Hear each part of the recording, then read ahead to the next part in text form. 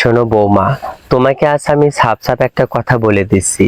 হয়তো তুমি আগের মতো শুধু সংসারটাই করবে, তোমার সকল ধ্যান জ্ঞান থাকবে আমার ছেলে আর এই সংসারকে ঘিরে, না হয় তোমার ওই ব্যবসা। এখন সিদ্ধান্ত তোমার, তুমি কোনটা বেছে নেবে, স্বামী সংসার নাকি ব্যবসা? কথাগুলো শুনে নীলার বুকের ভেতরটা হঠাৎ করেই কেমন মোচড় দিয়ে উঠল।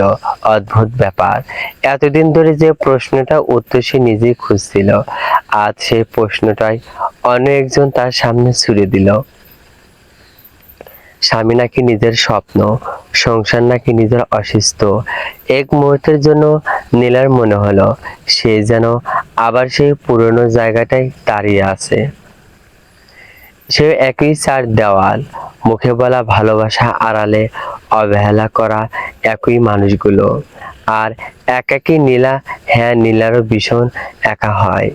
মনে পড়ে গেল তার সেই একাকী রাতগুলোর কথা। অরিত বিছানায় তার পায়ে থেকেও কত রাত ছিল তা না তার মনের কাছাকাছি।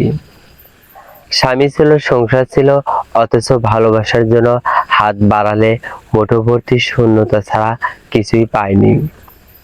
কতবার সে নিজেকে বুঝিয়েছে অরিত ব্যস্ত পুরুষ মানুষ, সংসারের দায়িত্ব তার ঘাড়ে, সব সময় তো আর আমাকে সময় দেওয়া সম্ভব নয়। কতবার নিজের কষ্টটাকে নিজেই গিলে ফেলেছে, কতবার নিজের অভিমানী ভাবনাগুলোকে অহেতুক বাড়াবাড়ি ভেবে উড়িয়ে দিয়েছে। কিন্তু এত কিছু পরও বিনিময়ে কি পেয়েছে? না ভালোবাসা, না অগ্রাধিকার, বরং ধীরে ধীরে সে হয়ে উঠেছে এমন একজন মানুষ যার উপস্থিতিটাই যেন সংসারের কাছে স্বাভাবিক, অথচ অনুপস্থিতিটা কেউ অনুভব করে না। নীলার বুকের ভেতরটা আবার কেঁপে উঠল। সে আর সেই জীবনে ফিরতে চায় না। সে চায় না অরিত্রর জীবনে শুধু একজন দায়িত্ব হয়ে থাকতে, চায় না স্ত্রী নামের সম্পর্কটা কেবল খাবার দাবার, কাপড় চোপড়, সংসারের হিসাব আর কর্তব্যের মধ্যে সীমাবদ্ধ হয়ে যাক। সে ভালোবাসা হতে চায় কারো ব্যস্ত জীবনের অবশিষ্ট সময়টুকু নয়, বরং কারো জীবনের গুরুত্বপূর্ণ অংশ হতে চায়। সে চায় অরিত্র কোনো সিদ্ধান্ত নেওয়ার সময় একবার অত্যন্ত তার কথাও ভাবুক। সে চায় তার অসুস্থতায় কেউ রাত জেগে পাশে বসে থাকুক। সে চায় তার মন খারাপের কারণ জানতে কেউ ব্যস্ত হয়ে উঠুক। সে চায় সে একজন স্ত্রী হিসেবে নয়, একজন মানুষ হিসেবেও মূল্য পাক। এই চাওয়াগুলো কি এত বেশি? নিজের কাছেই প্রশ্নটা করে নিলাম।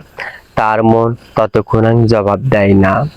এগুলো কোনো বিলাসিতা নয়, এগুলো ভালোবাসার শূন্যতম প্রাপ্য।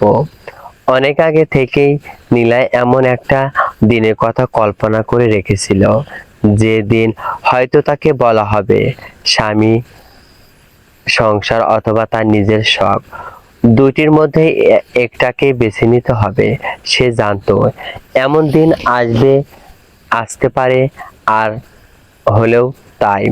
কিন্তু তখনও সে ভাবেনি প্রশ্নটা শুনলে তার ভেতরে একটা শূন্যতা তৈরি হবে। কারণ আজ সে বুঝতে পারছে তাকে আসলে ব্যবসা ছাড়তে বলা হচ্ছে না, তাকে আবারও নিজের একটা অংশ মেরে ফেলতে বলা হয়েছে। কিন্তু কেন ছাড়বে সে তার ব্যবসাকে? কেন সংসার টিকিয়ে রাখার দায়িত্বটা সবসময় নীলার আত্মত্যাগের ওপরই দাঁড়িয়ে থাকবে? একজন নারী সংসার করবে, এটাই স্বাভাবিক, কিন্তু সংসার করা অর্থ কি নিজের স্বপ্নগুলোকে কবর দেওয়া, নিজের ইচ্ছাগুলোকে ধীরে ধীরে মেরে ফেলা, নিজের সামর্থ্যকে অস্বীকার করা? নীলা তো সংসার থেকে পালিয়ে যাচ্ছে না, সে ঘর ছেড়ে কোথাও চলে যাচ্ছে না। সে কেবল ঘরের পাশাপাশি নিজের জন্য একটা পৃথিবী বানাতে চাইছে। তার দুই ননদ কাজ করছে, তার ছোট যা কাকলিও অনলাইনে কাজ করছে। তাদের ক্ষেত্রে সংসার আর তাদের স্বপ্ন পাশাপাশি চলতে পারলে নীলার ক্ষেত্রে কেন দুটো মধ্য একটাকে বেছে নিতে হবে? কেন প্রতিবার নীলাকে প্রমাণ করতে হবে যে সে ভালো বউ? কেন তাকে নিজের ইচ্ছা বিসর্জন দিয়েই নিজের ভালোবাসার যোগ্যতা প্রমাণ করতে হবে? হঠাৎ করে নীলার মনে হলো এতদিন সে আসলে ভালো বউ হওয়ার প্রতিযোগিতায় নিজেকেই হারিয়ে ফেলেছে। সবাইকে খুশি করতে গিয়ে এক সময় সে ভুলে গিয়েছিল নিজেকেও খুশি রাখার একটা দায়িত্ব তার নিজের আছে। চোখের কোণে জমে থাকা পানিটুকু নীলা শক্ত হাতে মুছে ফেলল। বহু কেঁদেছে সে, এতটাই কেঁদেছে যে কান্নার শব্দ একসময় তার নিজের কাছে বিরক্তিকর, অর্থহীন হয়ে গিয়েছিল। নিঃশব্দে গুমড়ে গুমড়ে কাঁদতে কাঁদতে একটা মানুষ কিভাবে ভেতর থেকে ধ্বংস হয়ে যায় নীলা সেটা জানে, কিন্তু আজ তার চোখে পানি থাকলেও সেই পানির ভেতরে আগের মতো অসহায়ত্ব নেই। আছে ক্লান্তি, আছে ক্ষত, আর সেই ক্ষতর গভীর থেকে জন্ম নেওয়া একরাশ আত্মসম্মান। নীলা ধীরে ধীরে মাথা তুলল, শির দ্বারা সোজা করে শাশুড়ির চোখে চোখ রেখে বলল, আপনার দুই মেয়ে, আমার ছোট জায়ের বেলায় তো কখনো এমন কথা ওঠেনি, তাহলে আমার বেলাতেই বা উঠেছে কেন মা? যাই হোক, তারা যদি নিজেদের চাকরি ছেড়ে ঘর সংসার করে তাহলে আমিও ছেড়ে দেব, অন্যথায় ছাড়বো না। কথাটা বলার পর নীলা নিজেই নিজের কণ্ঠস্বর শুনে খানিকটা থমকে গেল। এটা কি সত্যি সে বলল? যে নীলা এত বছর ধরে কারো মুখের উপর না বলতে পারেনি, আজ সেই নীলাই এতটা স্পষ্টভাবে নিজের সিদ্ধান্ত জানিয়ে দিল। অন্যদিকে কেবিনে উপস্থিত সবাই যেন একই সঙ্গে নিঃশ্বাস আটকে ফেলল নীলার স্পষ্ট জবাব শুনে। কেউ বিশ্বাস করতে পারল না এই নীলাকে, কারণ নীলা বরাবরই কোমল, মিষ্টিভাষী, লাজুক স্বভাবের। বিয়ের পর থেকে আজ অবধি শ্বশুরবাড়ি কারো কথা অমান্য করেনি সে। নিজের পছন্দ অপছন্দের চেয়েও অন্যের স্ববস্তিকে বেশি গুরুত্ব দিয়েছে। আর তারা অদ্ভুত স্বভাবের মানুষ। যে মানুষটি প্রতিনিয়ত নিজের ইচ্ছা গিলে তাদের স্ববস্তি দিয়েছে, তাকে তারা ভেবেছে সে এমনই। যে মানুষটি প্রতিবাদ করেনি, তাকে তারা ধরে নিয়েছে তার প্রতিবাদ করার ক্ষমতা নেই। যে মানুষটি নীরব থেকেছে, তাকে তারা ভেবে নিয়েছে সে বুঝি কিছু বোঝে না। অথচ নরম মানুষ অবুঝ বা বোকা হয় না। অনেক সময় তারা শুধু সম্পর্কটাকে বাঁচানোর জন্য নিজের সঙ্গে যুদ্ধ করেছে। আর সেই যুদ্ধটা যতদিন বাইরে দেখা যায় না, ততদিন সবাই ধরে নেয় মানুষটা দুর্বল, অজ্ঞ। আসলে নীরবতা কখনই অজ্ঞতা ছিল না, ছিল ভালোবাসা মোড়ানো, ছিল সম্পর্ক হারানো ভয়, ছিল সংসারটা যেন না ভাঙে এই একতরফা দায়বোধ। কিন্তু দীর্ঘদিন ধরে যখন একজন মানুষ নিজের অনুভূতিকে অপেক্ষা করতে করতে ক্লান্ত হয়ে যায়, তখন এক সময় তার ভেতরেও একটা সীমারেখা তৈরি হয়। সেই সীমারেখা পার হওয়ার পর আর কান্না আসে না, আসে সিদ্ধান্ত। নীলার ক্ষেত্রেও ঠিক সেটাই হয়েছে।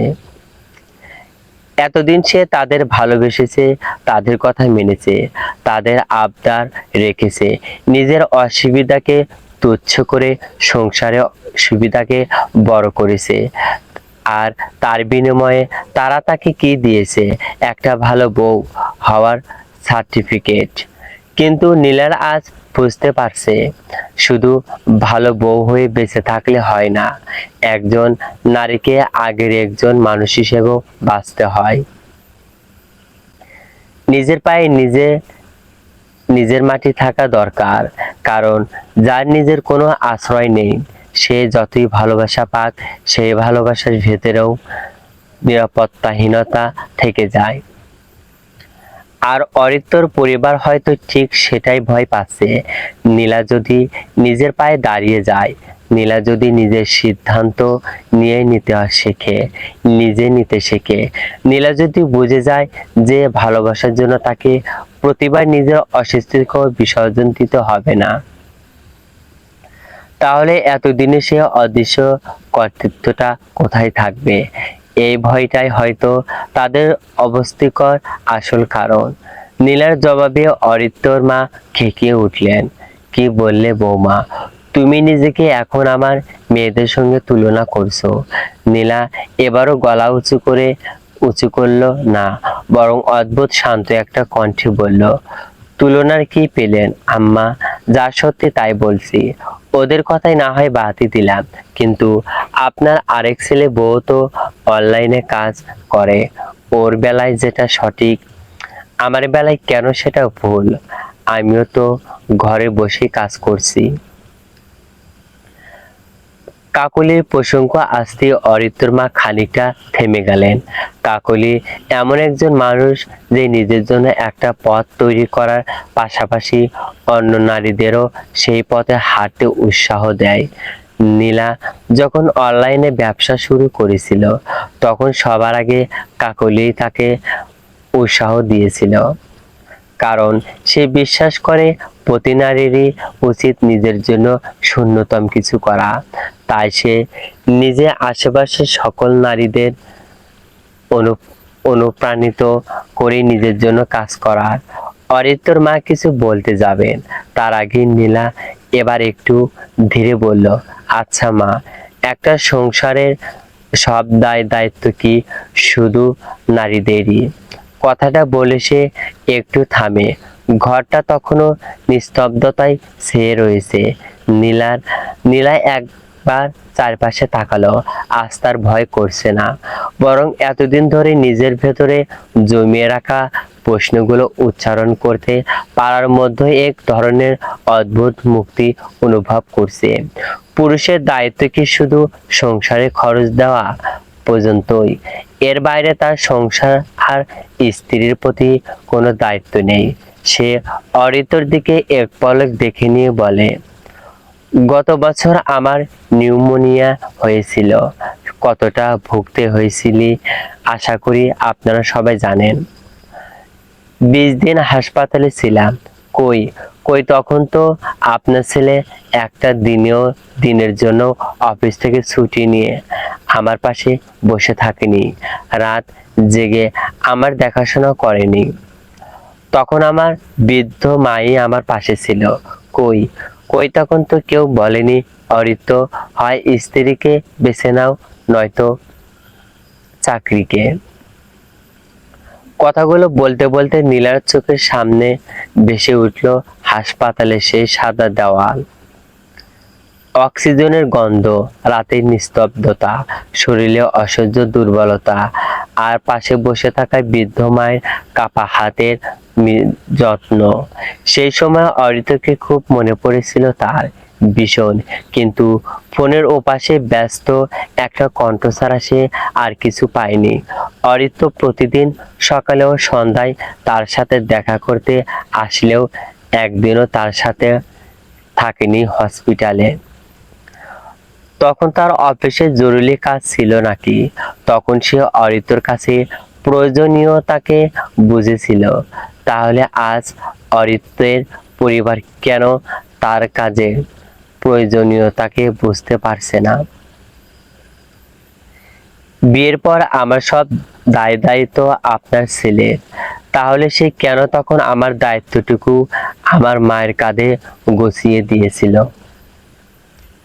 নীলার কণ্ঠে অভিযোগ ছিল না, ছিল এক ধরনের নির্মম প্রশ্ন, যে প্রশ্নের উত্তর হয়তো উপস্থিতি কেউ দিতে পারবে না। সে আবার বলল, আচ্ছা সেসব বাদ দিলাম, আপনাকে একজন বিবেকবান মানুষ ভেবে একটা প্রশ্ন করি। বিয়ের পর মেয়েরাই কেন নিজেদের শখ আহ্লাদ বিসর্জন দেবে সংসারের জন্য? শখ ছাড়া মানুষ বাঁচে? একটু থেমে খুব ধীরে বলল, আপনি হয়তো বলবেন বাঁচে, কিন্তু আমি বলবো সেটা বেঁচে থাকা নয়, সেটা শুধু দিন পার করা, যেমনটা আমি এতদিন বেঁচে এসেছিল। তার চোখে এবার পানি এসে জমলো, কিন্তু সে পানি মুছে ফেললো না। আজকের এই কান্না আগের কান্নার মতো নয়। এই কান্নায় অসহায়ত্ব নেই, আছে নিজের সত্যটাকে মেনে নেওয়ার সাহস। আমি সংসার করতে চাই মা, অরিত্রকে ভালোবাসি বলেই এই সংসারটাকে এত বছর ধরে আঁকড়ে রেখেছি। কিন্তু তার মানে এই নয় যে সংসার বাঁচাতে গিয়ে আমাকে প্রতিদিন নিজের একটা অংশ মেরে ফেলতে হবে। আমার শখ, আমার ব্যবসা, আমার জীবনের একটি অংশ। নীলা একটু থামলো, তারপর খুব দৃঢ় স্বরে বলল, আমি কাউকে ছেড়ে নিজের ব্যবসা করতে চাই না। আমি শুধু চাই আমার সংসারের ভেতরে আমার নিজের জন্য একটু জায়গা থাকুক। আমার চাওয়ার মূল্য দেওয়া হোক, শুধু বিয়ে করা বউ না, একজন মানুষ হিসেবেও আমাকে মূল্যায়ন করা হোক। নিজের হয়ে যতটুকু বলা উচিত বলে নীলা মনে করেছে ততটুকু বলা শেষে সে এবার চুপ হয়ে যায়। তার কথা দৃঢ়তায় বলে দিচ্ছে সে কতটা পরিবর্তন হয়েছে ভেতরে ভেতরে। অরিত্রর মা চোখ মুখ অস্বাভাবিক গম্ভীর করে নীলাকে প্রশ্ন করে, তার মানে তুমি তোমার ব্যবসা ছাড়বে না? নীলা ততক্ষণ তার কথার উত্তর দেয় না, বরং একটু সময় নিয়ে রসে সয়ে বলতে চায় কিছু, কিন্তু তার আগেই একটু পুরুষালী গম্ভীর গলা থেকে শোনা যায় বয়বৃদ্ধর প্রশ্নের উত্তরটি, না, নীলা ছাড়বে না তার ব্যবসা।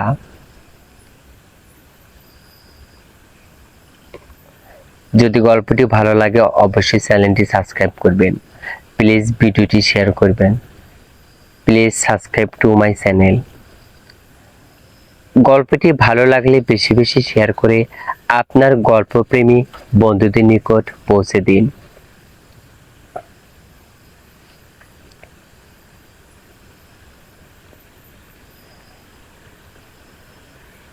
শেষোক্ত কথাটি কে বলেছে বকে আপনাদের মনে হয়? গঠনমূলক মন্তব্য আশা করছি। ছোট বলে অভিযোগ করলে কষ্ট পাবো। আজ যথেষ্ট বড় করে দিয়েছি। ভুল কোটিও ক্ষমা সুন্দর দৃষ্টিতে দেখবেন। Happy reading my loving research চলবে।